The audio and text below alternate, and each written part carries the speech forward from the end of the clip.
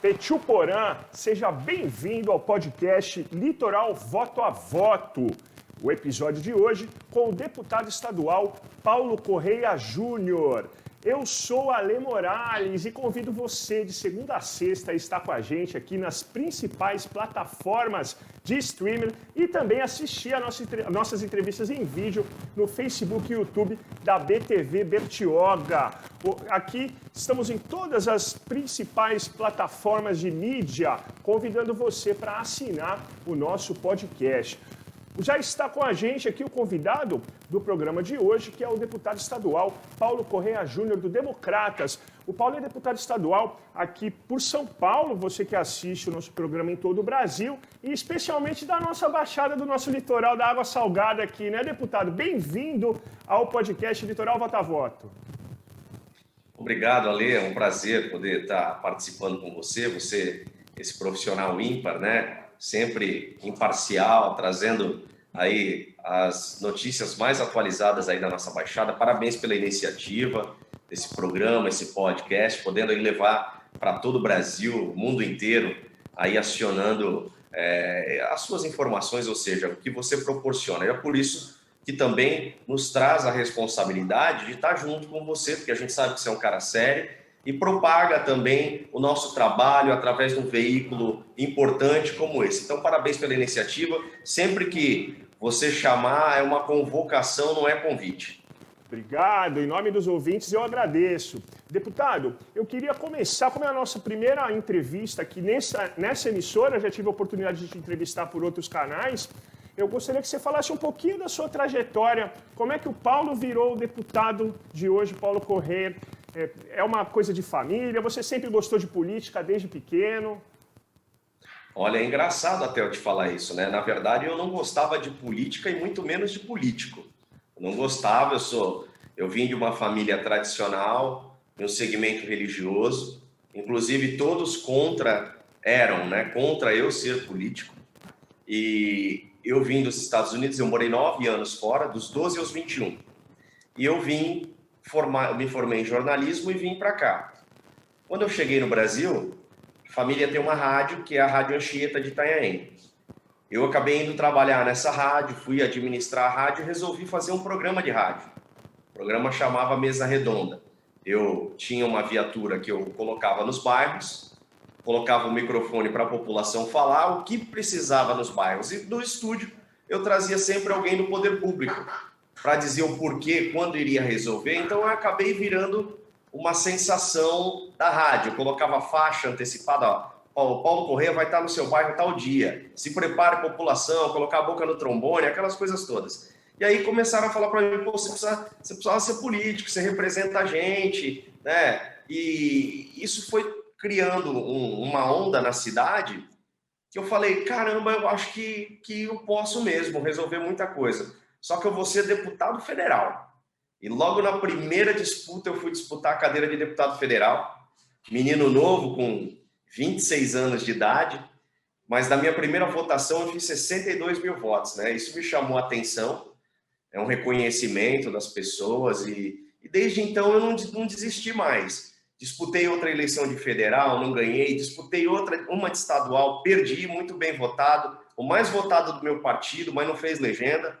Até que então, em 2014, eu me elegi pela primeira vez deputado estadual. E aí me reelegi em 2018. E venho trabalhando com paixão, gosto de ser parlamentar, gosto do que faço. E quando você trabalha com comprometimento, paixão, e aí faz aquilo que você gosta, que você pode ajudar o próximo, isso não tem preço. Então, tudo que eu faço com intensidade, com mandato. Foi assim que eu vim parar na política. E hoje, engraçado, um menino que não gostava de política, nem de político, é um deputado estadual da maior Assembleia Legislativa da América Latina.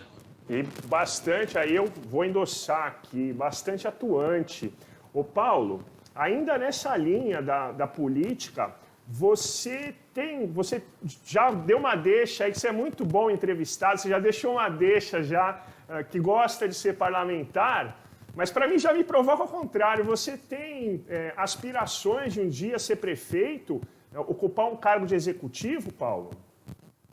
Olha, eu disputei a eleição em 2004, logo depois da primeira de federal, em 2002, em 2004 eu disputei a eleição na Prefeitura de Santos, com 28 anos apenas. Foi uma experiência ímpar, né? Mas a gente vai amadurecendo, eu não tinha cabelos brancos como tenho hoje, né? E a gente vai aprendendo como as coisas funcionam. Para você ser prefeito, não basta você querer, você tem que ter um grupo de pessoas que acreditam em um projeto para a cidade, várias correntes diferentes que querem esse mesmo projeto e depositam a confiança em um nome. Então, eu nunca trabalhei para fazer esse grupo e formar esse projeto. Eu nunca trabalhei para isso. Então, assim, eu vejo que a vida, como me levou para o mandato de deputado, eu caí e virei deputado com um trabalho e tal, e eu não tinha isso preparado na minha mente, mas aconteceu, a vida me levou para esse caminho. Eu vejo que a prefeitura talvez, se um dia tiver que acontecer, vai ser isso, a situação, vários grupos, o trabalho que você tem apresentado, as pessoas começam a te ouvir, começam a ter esperança de que você pode fazer diferença na vida deles do dia a dia, que é isso que um prefeito ou executivo faz. Então, eu hoje não tenho essa expectativa e não trabalho com esse foco. Trabalho em fazer um bom mandato, atender o Litoral Norte, atender a Baixada Santista, Vale do Ribeira, Vale do Paraíba, né, e parte do interior, que esse é o papel e é para quem eu tenho que dar satisfação nesse momento, as pessoas que confiaram em mim o voto. Ô Paulo, nós temos deputado estadual Paulo Correia Júnior com a gente aqui no podcast Litoral Voto a Voto.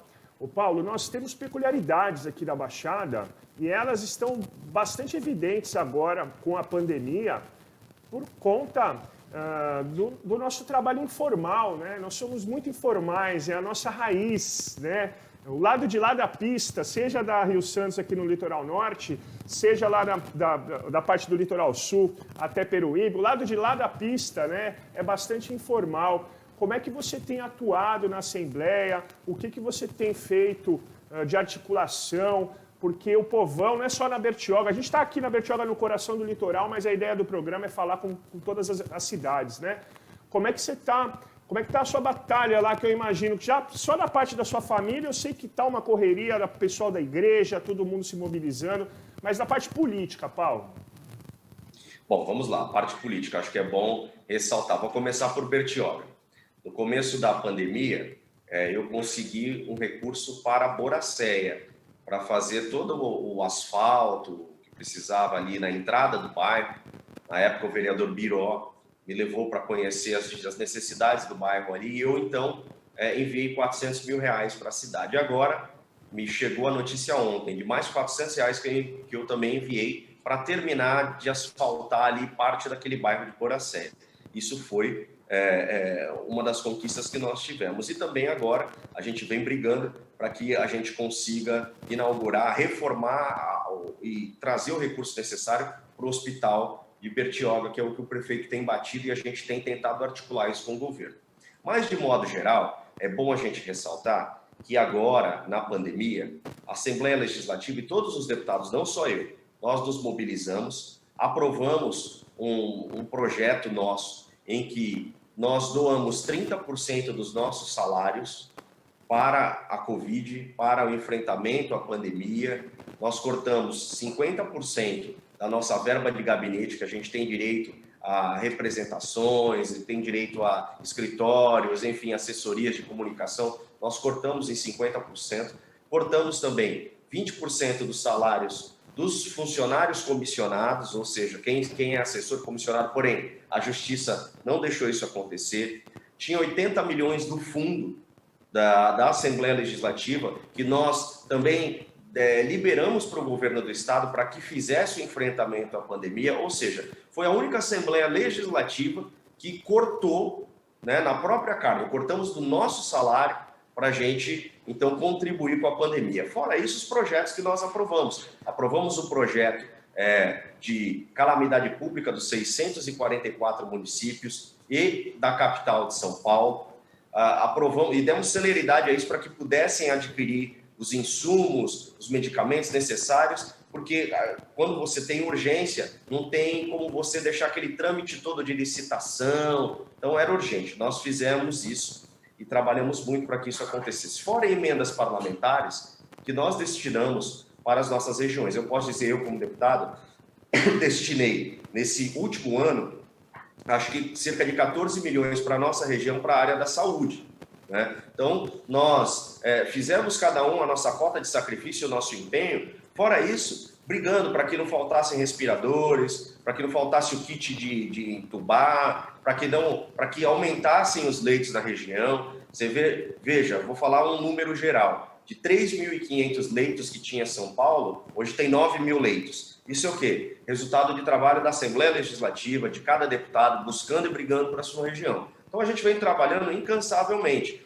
Mesmo às vezes que por um período do tempo nós fizermos, ou como estamos remotamente, ou seja, online, como passamos um grande período trabalhando presencial. A Assembleia vai ficar virtualmente até o dia 30 de abril, que é o decreto que tem hoje, e não sabemos se a gente volta presencialmente ou não depois do dia 30. Mas a gente não tem parado de trabalhar. Quando não é online, é presencial. Nós tivemos aí as campanhas eleitorais, foi um momento difícil por causa da pandemia, mas a atuação, quem tem responsabilidade, como é o nosso caso, apesar de não atuar na área da saúde, mas a gente atua sim, na área da saúde, na área da segurança, na área da educação, a gente buscando os recursos, visitando os hospitais e outra. Em nenhum momento a gente fica reivindicando, né, privilégio de categoria para receber a vacina, né? Porque se a gente, político, se nós nós somos da linha de frente, estamos em todos os segmentos.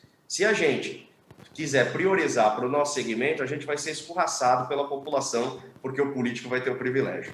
Deputado, muita bravata nesse assunto, né? Em todas as instâncias, viu? Eu acompanho as câmaras de vereador, enfim, tento, né, acompanhar. E muita bravata, né? Sim, sim, sim. Demais, demais. Mas eu vou falar uma coisa, que a gente tem que ter, nesse momento, sabedoria e paciência, porque eu vou te falar uma coisa, a população não aguenta mais, Ale. Todo mundo está com os nervos aflorados, todo mundo está sem paciência, muito comerciante quebrando, muita gente perdendo entes familiares, amigos queridos. Então você vê bem a situação em que a população vive. E a primeira pessoa que ele vê na frente, política, ele quer colocar culpa, né? Por quê? Alguém tem que resolver o problema. E, infelizmente, não cabe ao deputado apenas, eu posso ajudar, mas cabe ao executivo. Isso é presidência da República, é governo do Estado, que faz decreto, suspende decreto e tal. Então, mas a gente é cobrado, né? A gente é cobrado como se a gente tivesse que resolver. É o que eu disse, a gente tem que ter paciência e sabedoria, porque é muito difícil o que a população está passando nesse momento. Deputado estadual Paulo Correia Júnior, no seu podcast Litoral, Voto a Voto. Quando as pessoas têm pontos de vista, a gente respeita.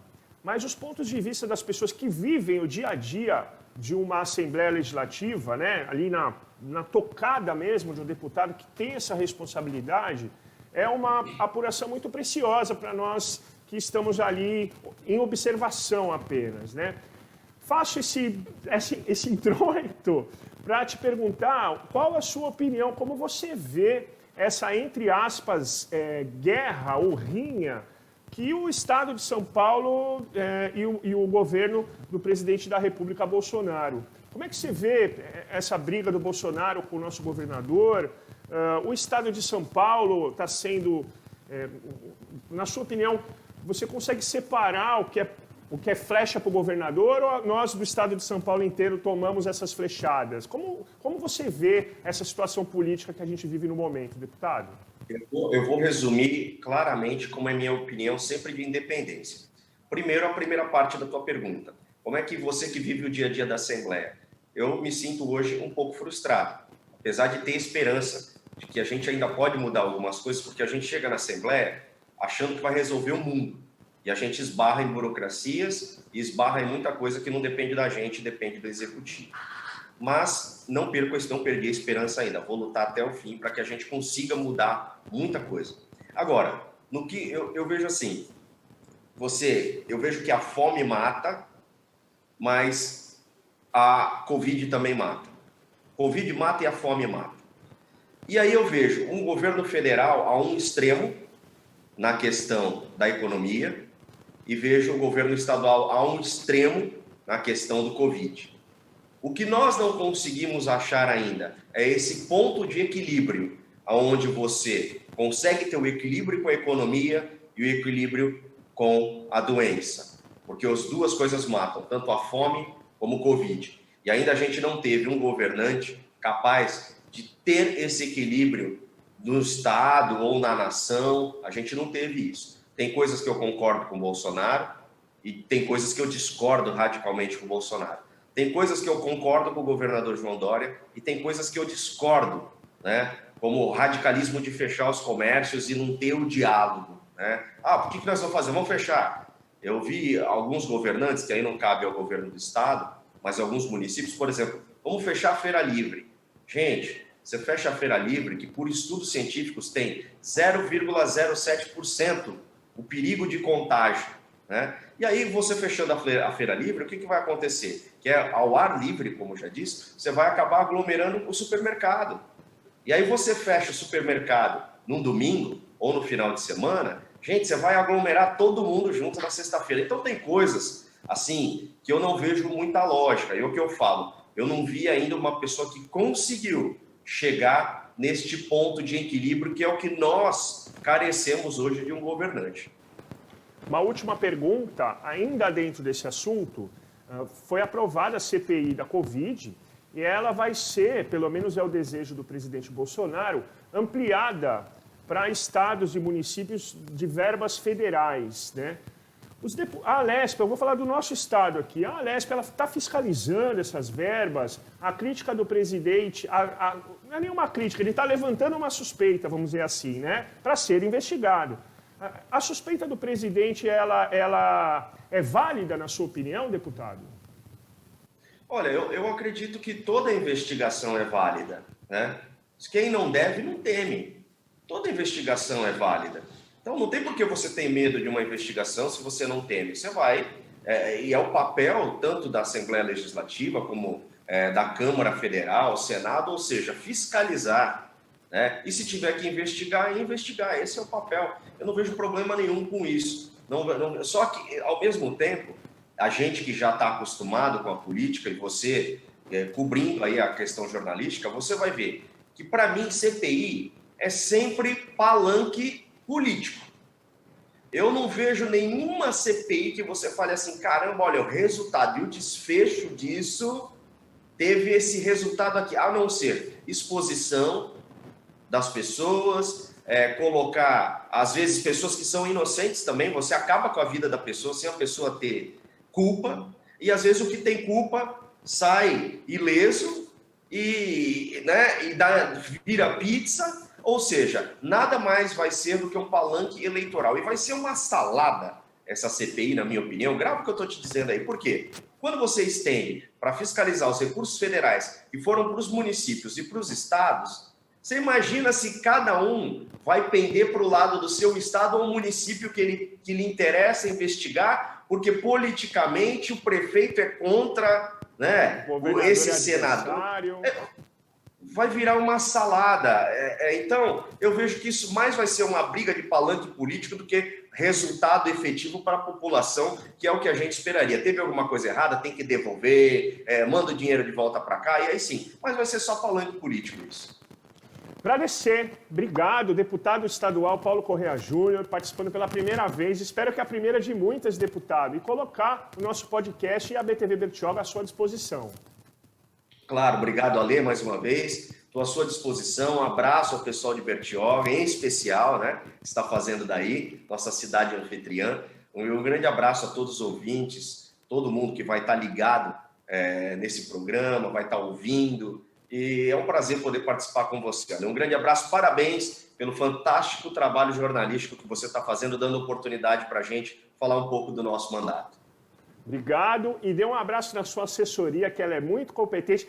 Eu ia falar para você aumentar o salário delas, mas você já falou que ia cortar o salário para economizar o dinheiro do contribuinte, tá? Mas quando puder, aumente o salário das meninas, que elas são demais. Um abraço, obrigado, viu, deputado? Tá bom, obrigado, Ale. Um grande abraço. Obrigado. Beleza, galera? Esse foi o deputado estadual Paulo Correia Júnior, no nosso podcast Litoral Voto a Voto, episódios inéditos diários aqui nas principais plataformas de streaming. Tchau, até o próximo episódio.